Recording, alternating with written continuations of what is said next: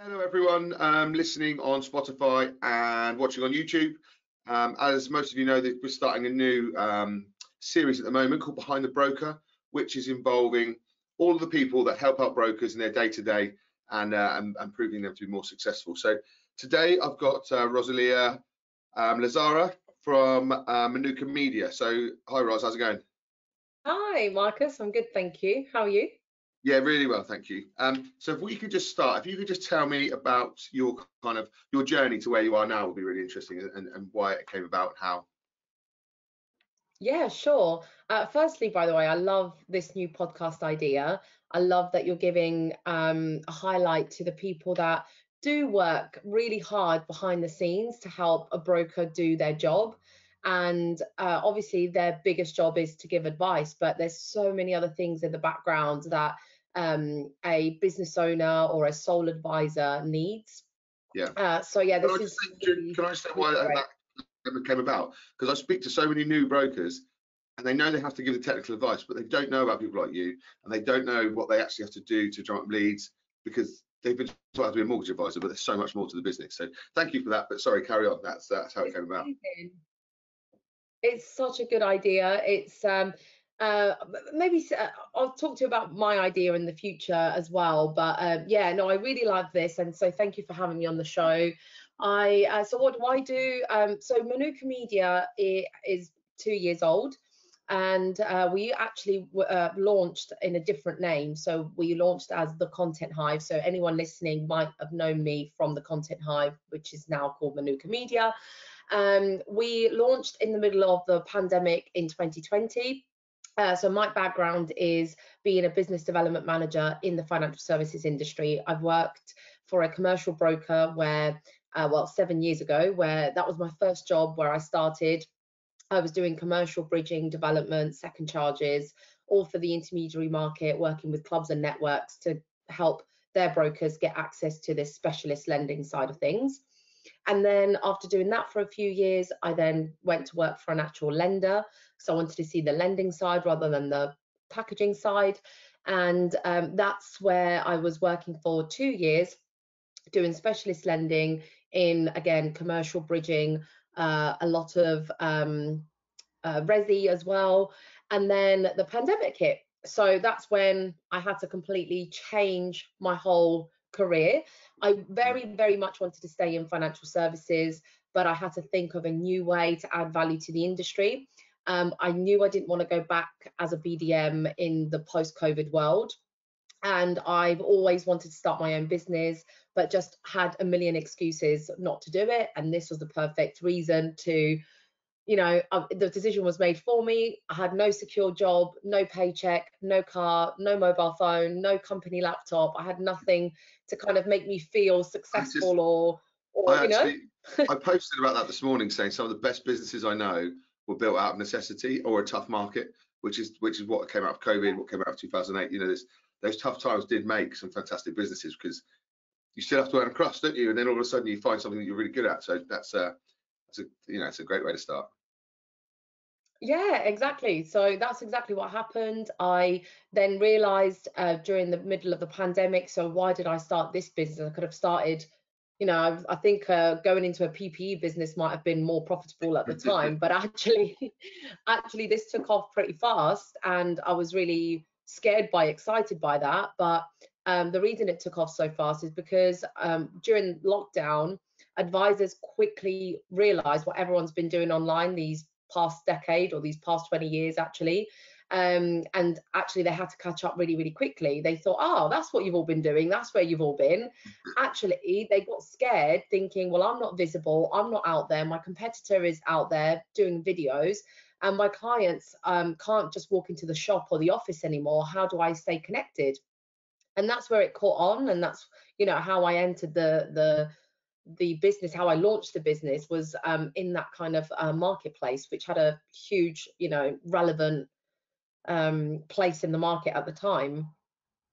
So just break down for people that don't know, what is it you do for the broker? What does Manuka do from kind of start to finish? I know obviously you've mentioned there about the video side of things, but tell me about what you add. Yes, so the mission for the business is to create financial educators and influencers. So this is to give a voice to the broker. So we help the everyday broker put themselves out there on social media. We give them the confidence and the tools, the step-by-step guidance, the strategy, the content ideas. We basically give them the full social media and marketing package, whether it's DIY that they want to learn how to do it themselves. But really what I'm mostly famous for is for doing it for you. So lots of people go to courses or lessons on, hey, do this, do that, a marketing course, but then they're still, when the call is finished, they're like, yeah, but actually, how do I do it? So Yes. we provide all the services such as content writing, social media management, websites, but mainly content creation like video and how to put content out there on social media basically. And talk to me about how important that is for brokers. I mean, I know because my business runs on social media, but talk to me about, for instance, brokers that say they're too scared, or you must hear this all the time, but tell me about the importance that it has been for your clients and future clients that are listening, that the importance of getting your face out there. Well, we always say two things, right? Out of sight, out of mind, and people buy from people. So if your face is not out there, if your business is not out there, and you're not advocating for your own business, if you're not showing up as your best self on social media, then why would anyone take any notice of you or even buy from you? What do we have to look at when you say, I'm the best broker? How? Show me. What evidence is there that you're good, that you're engaging, that you know what you're talking about, right? So a website is just going to be static. A business card is going to be static. Not, you give me a business card at a networking event, it goes to the bottom of my bag, right? There's nothing there that pulls it from the bottom of my bag up to the surface. So, but if you connect with someone at a networking event and you exchange a business card and then you add them on LinkedIn and you follow them on Instagram, etc., that exposure, that multi-channel exposure that you have with your connections helps you stay more current, more relevant, and more memorable. Yeah, I read something yesterday that it takes 3 to 7 touch points with someone before they're even bear any resemblance of trusting you. So how you think if just your website's going to work or not your face, or I also found out yesterday that it's only the second highest page on your website is meet the team, because people want to see you. Yeah, I exactly. didn't realize it was so high. I mean, I know I do it because I'm a nosy recruiter, so of course I look and meet the team. But I didn't realize that the general public, second highest place they look is they want to have a look at you. So it makes complete sense. Exactly that. And I think the reason I say that we are trying to create financial educators and influencers is because we're not here to work with any company that just has a budget and says, here you go, Ros, manage my social media pages and get me some leads. Like, that is a huge turn off for me. That is not what I wake up for in the mornings. Leads are a byproduct of brand awareness and marketing yourself, of course, but we should stop looking at people like leads. We should start really looking at them like connections, like sidelines, colleagues, friends. Long-term relationships, yeah, that's just all about relationships. And you wouldn't go into a networking event, although there are some people that do this, that just throw business cards at you and they're like, hey, buy from me, I'm a mortgage broker. And that's a massive turn off on social media as well. So what I help advisors do is really come across more consultative, more about adding value, but also look at what's going on in the market right now. Right at the time we're recording this, yesterday the Bank of England rate, there was a rate hike. Who's the first one to go out there and make a commentary on it? Who's the first one to be the face of the news? Who's the calm voice of the industry? Who's going to add value and help you and hold your hand through these turbulent times? So that's exactly what we're trying to create, is thought leaders in the industry. It's funny with the Bank of England base rate one, because obviously my business is mortgage brokers, much the same as yourself. So all I'm connected to is mortgage brokers. So I think, I know yesterday is going to be absolutely filled with videos and explanations. And we kind of laugh it off in the industry, but at the same time, I'm not your client, you're mine. So you're not connected. You shouldn't be connected to hundreds of other brokers like I am. You should be connected to all of the people that you sell mortgages to. So it is relevant. It's just funny, obviously, if you're in a broker market, you see, I saw yesterday, I've got 8,000 connections and 7,000 of them mention the base rate. But at the same time, they are very calming and reflecting on how that actually affects your mortgage at the moment, which is very little. So it's yeah, it is a really interesting one. But I suppose, talk to me about what I'm interested in is, because I've done it. So I only started on video and like 18 months ago. It's changed the business incredibly. I would never look back. I don't know how people don't do it more in adding value. But I also know that fear that people have got, and you must get it all the time. So talk to me about like allaying the fears for these brokers that, one, think they've missed the boat because it's other people are doing it, and two, they just don't like doing it because no one likes it first. I can't believe that you speak to many that are like, oh, I'm really comfortable with this. Yeah.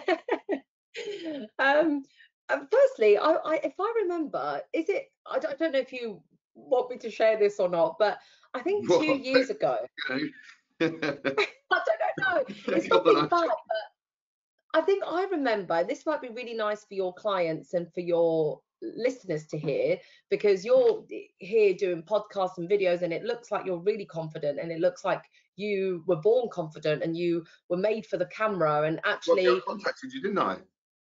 Didn't you? Was that you did, didn't you? I just said, I'm trying to do this video, I can't do it. Like, no one's interested in what you've got to say and that kind of thing. Yeah, and then you're right. Then people look and think. I mean, even now it's nerve-wracking. But yeah, absolutely. That's what. Sorry, I jumped in your. I remember that from 2 years ago. You called me, and I think you were expecting me to kind of pitch you my services. I think you were kind of expecting me to be like, do you know what? I can help you with video. I can do this and that. And I just said, Marcus, just do the video. Do the video. Like, yeah. I don't understand. Like, what are you scared of? Like, just do the video. And you did. And that's because I did see something in you that I was like, do you know what? I think you just needed that push or that encouragement, and I knew you could. I knew I had to do it. I knew I had to do it because I knew I'm not a cold caller. I'm not interested in fighting with 50 other recruiters for business on a random call. You know, that's not me. And I know I've got something to give. So you're right. It was it was a push, but for brokers especially, and anyone, and especially my generation, sounds like I'm ancient, but I'm 40. So we didn't grow up with people doing videos. I see guys in the gym now taking their top off, doing a video of themselves. And when that first happened, I was like, how you got ashamed? But actually, it's just a norm. Like, so I do think the next generations of brokers have got less embarrassment over putting themselves out there, because it's just you grow up with it. But what kind of ranges do you see for brokers that kind of need your advice? Is it similar? Yeah. So no way would a broker who's already confident and ready to get themselves out on social media would they get in touch. Like, if they already know what they're doing, they already are a natural poster, they already use social media for personal reasons, then they're more than likely not going to get in touch. The ones that do get in touch is the ones that really don't want to be left behind but are struggling to actually implement. So maybe they've tried doing a few videos themselves, realize that actually they're a bit not up to the best quality, or they don't actually get enough traction from the videos. So there's a skill element there that we need to address. So they're willing. That's all I need, really. I always say this. If they've got in contact with you, at least they know there's a need. Exactly. You know, I mean, so I don't get in touch with anybody. I don't actually, like you were saying about cold calling, I don't actually offer my services to anybody. I literally just wait to see who contacts me. Yeah, all my video, I'll put myself out there, put my content out there, and then those who are ready to buy or considering to buy, who have already made a decision in their head, I think I need this, then they will get in touch. Now, that's still a massive step that they've taken, a massive brave step, but actually what's missing is the strategy. So what I then get is, yes, I know I need to do video, but how do I do it? What should I say on the video? How long should a video be? How do you start and finish a video? How do you make it catchy? All that kind of stuff. And then the biggest problem, once I can teach anyone how to do that, but then the biggest problem that they come up with is, oh, but I haven't got time. And so what I do with the time issue, if they give me the time excuse, is I teach them how to create bulk content. So how to create more in less time. And then we also do that for you as well. So I had a broker just last week come down from Kings Lynn. I've known him ever since I was in my BDM days. He's really shy, really vulnerable, really, well, not vulnerable in a bad way, but really like sensitive. yeah, really introverted.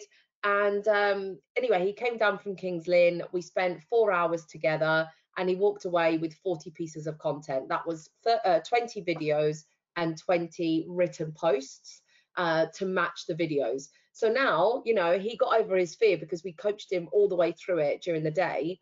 You know, and it's a safe space. It's only me and the camera, right? No one Yeah, else can see you. It's not live on the BBC. So we're able to go through that that process together. Basically, it's a bit more hand holding.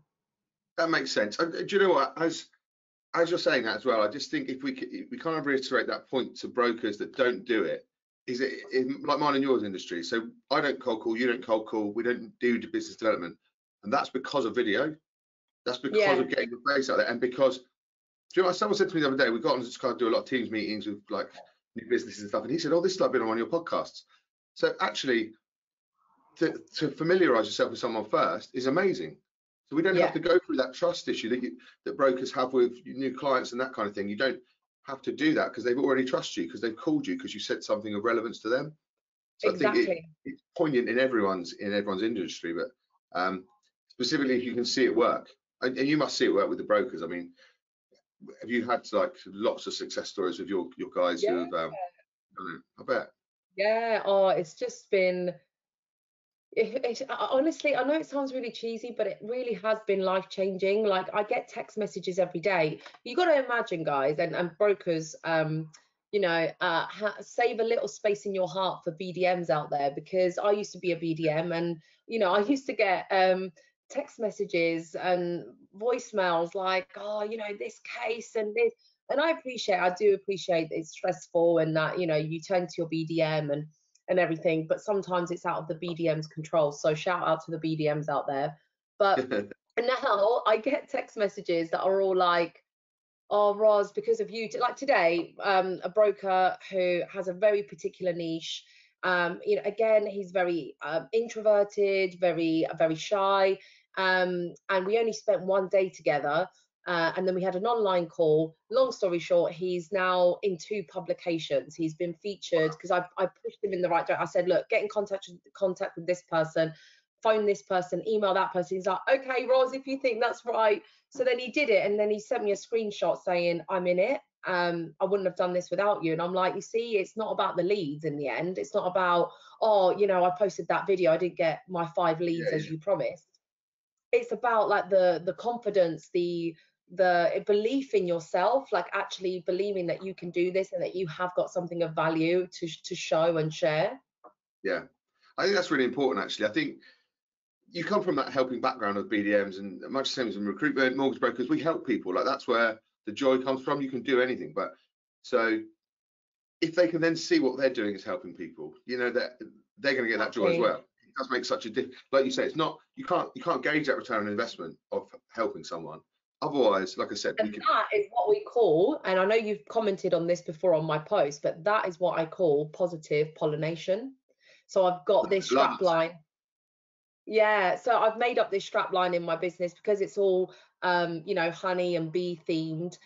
Positive pollination for me is what me and you are doing right now. You know, we're spreading our positivity, our joy, our helpfulness, and then those seeds will flourish. So if I can help and if I can sow some seeds in a broker and help them flourish and help them pass on that positivity. So because of me, they've increase their confidence and they've increased their belief in themselves, therefore they're more likely to put themselves out there, therefore their community and network will be like, oh, thanks to that video I now feel like I can trust someone with my finances or my Yeah. money. Even other brokers seeing their stuff and them deciding to do it, it increases the mean average of the industry you're in. If you put stuff out there that makes people Yeah, happy, it just you know, and exactly, like you say, it's hard to quantify. exactly. I think it's harder for you to quantify. I mean, because you can't gauge a return on investment, can you? It's not like buying a lead. Again, I talked to someone yesterday, a similar thing, but they can't quantify the lead gen side. But you can, I know you can tell them it works, and you can tell them that people's businesses have gone up.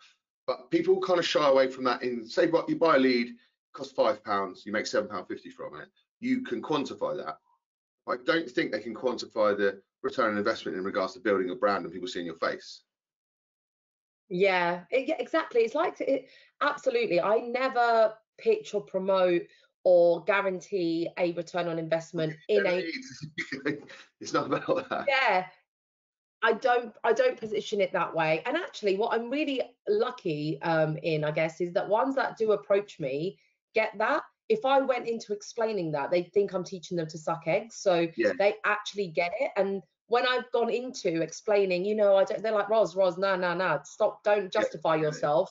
That's yeah, not what I'm looking. I'm like, oh, okay. So now I've just not even addressed the subject. If someone says, what's my return on investment? I then say, I'm sorry, it doesn't sound like we're for each other, because for me, it just sounds like they're going to be measuring me against a result that yeah. I How can't do you measure deliver. it? Exactly. Yeah. Do you find that? Do Exactly. you turn much business? Do you get some business where you go, I just don't think we can work together because we have to do it. We've got certain Yeah. criteria for A clients, and I'm sure it must be the same for you in the sense that if you can't help someone, Yeah. you can't get any money. It's just 100%. Yeah. I've even more so for me, because I have a one-to-one model. I don't have a one-to-many, which many of my competitors do. So they have, many clients in one room, in one group, and yeah, that serves its purpose. That's really, really valuable for so many reasons. But I've chosen not to compete with that and not do that part of the service. So if I'm going to take on someone on a one-to-one basis, that's going to take up a lot of my time, and I'm going to be investing a lot in them, that it needs to be right. Like, we absolutely need to match in terms of like energy levels, yeah. mindset, as well as productivity. So yes, I can take the heavy lifting and I can do a lot of the job for you, but actually I need you to bring it. I need you to bring and match the energy. I need you to do some of the tasks that I'm telling you to do. So the commitment needs to be there from both sides. It's funny. Whenever you look at any productive marketing type of side, apart from buying leads, because it's lazy. You spend if Yeah. you're going to convert something at 10%, actually, I'm speaking to people about that because I do think it's interesting because lazy is probably the wrong word. It's just very generic. Spend a pound, make Very £1.50. transactional. It's It's a slog. very, Exactly yeah. that. Yes, transactional is the right word. But everyone I speak to is the same thing. Like, it's still hard. It's still a hard slog. Like, even in recruitment, like, you still got to do your bit. You can't. It's not all. People think, oh, if I just give you X amount of money and I'll be away. Like, people have to understand that every part of your business is hard to be the best or to make Cool. money. Otherwise, we'd all give 500 quid and make 600 and then keep going. You know what I mean? It's just, I just think there's no easy route, is there, to marketing? There's no secret. Like, no one is particularly better than anyone else. Obviously, you got charisma and stuff, which makes a difference, but actually, you're still selling the same product, so you've got to work a bit harder than someone else. Yeah, How does absolutely. I think, in your world, Marcus, with recruitment, which I used to do actually, I used to do recruitment, but oh, one you're a thing nice that person. You fooled me. that's why we get on. But like, you could set up like 15 interviews, and they're the amazing candidates. They're really, really of high quality, and then that candidate turns up to the interview. The company, the Yeah, employer, yeah. still has to bring the culture, the charisma, the attitude. They've got to seal the deal. And it's the same as me. I can help you deliver the best video, put it out there on your social media, but if you don't engage, if you don't socialize, if you don't have enough connections, if you don't bring the personality, it doesn't matter how amazing that video is, you're not going to really engage with people. So it's still Do you about teach people people on liking that side of things people. as well? Do you have to kind of real drill down with some brokers about that? Like, it's about engagement. It's not just about this video either. It's about, you have to put money, or not money, sorry, you have to put your time into marketing. You have to answer Yeah. people if they ask a question. You have to get involved in other people's conversations. You Yes. butt in. You have to, That's it, Marcus. You know it. I think there's a company this morning that made an inquiry. They're quite large, and they've got about who is it? I'm 12 joking. advisors. And they just, they've got 12 advisors, and this is exciting. So obviously, I can take a lot of their video production. I'm going to be doing a podcast with them. So I'm doing all the job. Like, I'm literally recording the podcast, editing, obviously me and my team. And then I made this final comment, and I'm so glad I made this comment at the end of the meeting. which could cost me the deal, by the way. So the deal's not Yeah, over yeah. the line, but I know this could cost me the deal. And I said, by the way, I know I'm doing the majority of the work, but you know that doesn't mean that your advisors just put their feet up now and don't log into LinkedIn again. And then his question was, is that important to you that they still? And I was like, yes, yes. Is it The deal important is to off the me that table. you perform afterwards? Is it important to me that you get the return on your investment? Yeah. Yes, yes. And I said, absolutely, I will not take the project on if this is just going to be a case of me posting, and the brokers need to log in, and I will show them how in 20 minutes a day, just 20 minutes a day is all I need you for, but I'm just going to take all the posting and all the content away from you, Yeah. and I'll do that bit, but you just need to spend 20 minutes engaging, and I'll show you where, with who, how, what to say. And they were like, oh, You okay, can't we'll engage think for about everyone as that. well, can you? You physically can't. You can't do. I can't do that What do for people them assume then? Do people assume that you were going to do it, and then people would do the phone was just going to ring? Is it? yeah, Okay. yeah, You live in yeah. that. Some people do assume that. This company's lovely, by the way. The one I'm speaking Yeah, yeah. about, he's on my You don't side. know what you don't know, do you? It's not. Yeah, yeah. It's just. No, I this say guy is that with a smile on my totally with face, but me. obviously, no. And I said it with a smile on my face, but then I didn't engage with people for years. I spent 8 years on LinkedIn and didn't. Yeah, I was lurking. yeah, What's the point? Well, one absolute waste of my time. But you don't know, yeah. do you? So all that's really important. I think, obviously, if someone doesn't know what they're doing, they should come to you. But is there anything, if you're a new person or new business, I ask everyone this, just in regards to, is there what would be the number one kind of tip that you would give people to increase their presence? Is there any? I know there's no magic sauce, but what would you say is important to everyone? Oh, right. There isn't one thing, because like there isn't Everyone one says thing, there's because hundreds. everyone says that. You know why? Because it's not like it's an amalgamation of things. It's a general vibe that you get from someone's channel when they're being honest, authentic, when you really get to know someone's personality, and where you really get like a sense of brand both in the business and the person. So I'd say the number one rule is to absolutely stay consistent, but that rule doesn't apply if you're consistently doing the wrong thing. So that Yeah. just kind of makes it redundant. If you're constantly doing the wrong actions, the wrong videos, then you're not going to get the success, right? You have to do it consistently and well enough in conjunction. Yes. So yeah, so one thing is obviously Consistency, but do it right. don't do it right. Yeah, actually there Of is consistency. Someone said this to me the other day, and I feel like it was the biggest compliment you could get. Is just, I mean, I think he was a bit pissed at the time. Hopefully he doesn't watch this.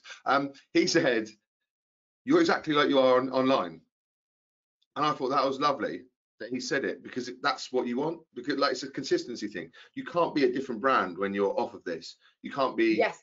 super helpful online and be a bit of a knobhead when you're off. It's got to be your personality.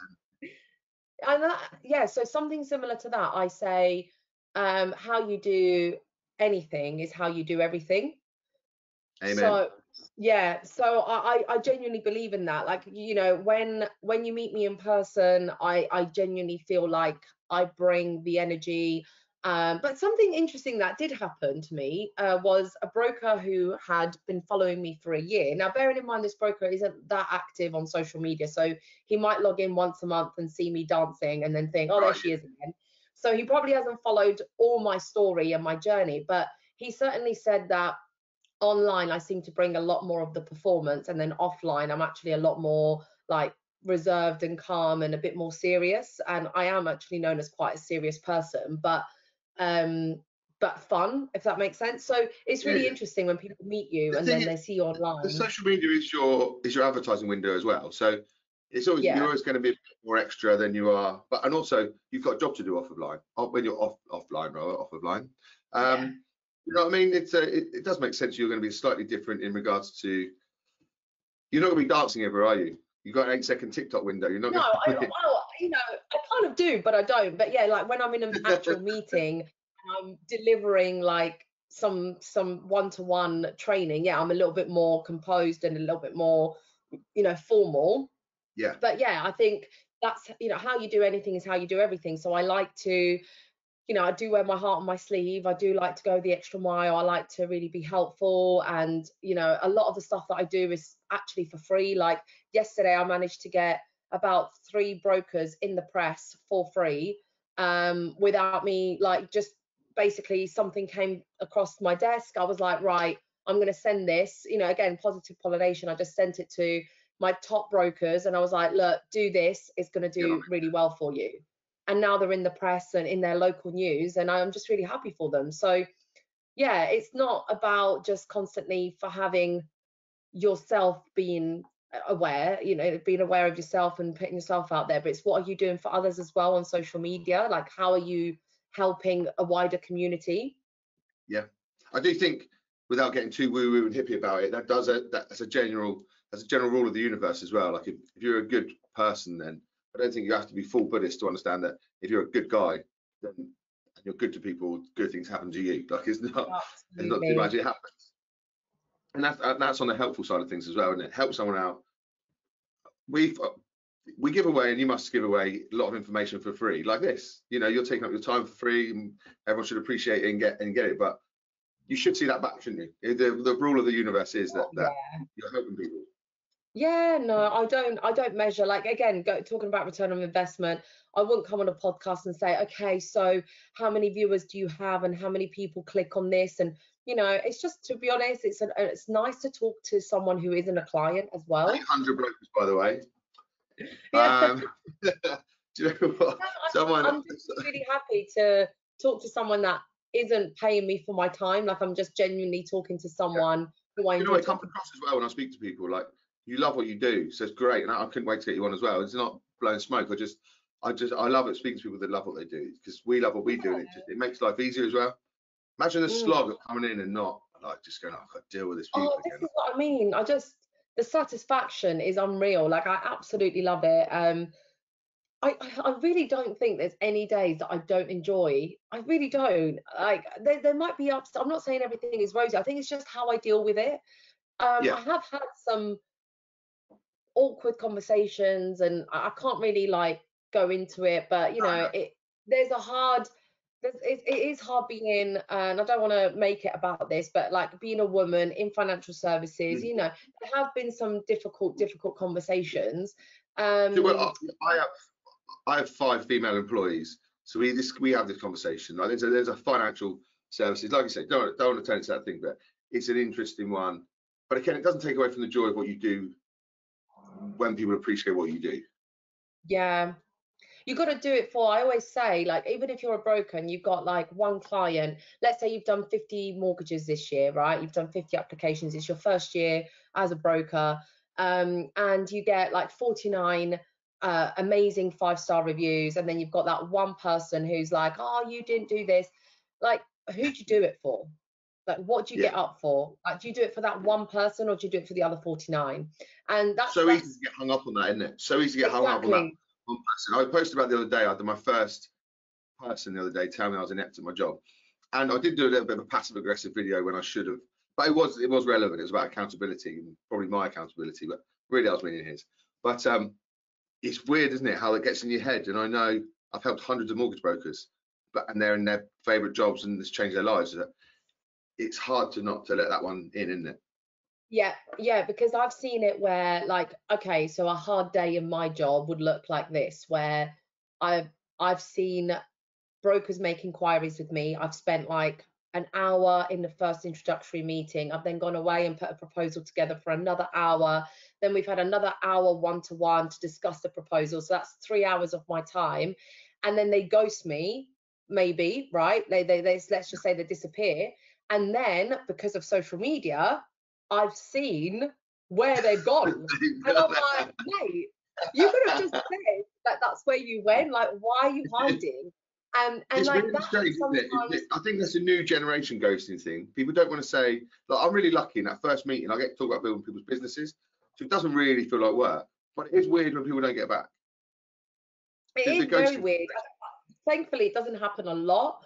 No, And I no. always give the benefit of the doubt, because I think maybe something's gone on in their personal life or something's happened. And I always, like, I don't ever like try and make them feel bad about it, but I do have to check in and be like, hey, haven't heard from you in a while, like what's going on type of thing. I would actually love it. I would say this in the meetings, and it never happens. We go, if it's not of interest to you, and I could not work out why it wouldn't be because of what you want to build, I'd love to know your feedback. Because if it's me, I'd love to know.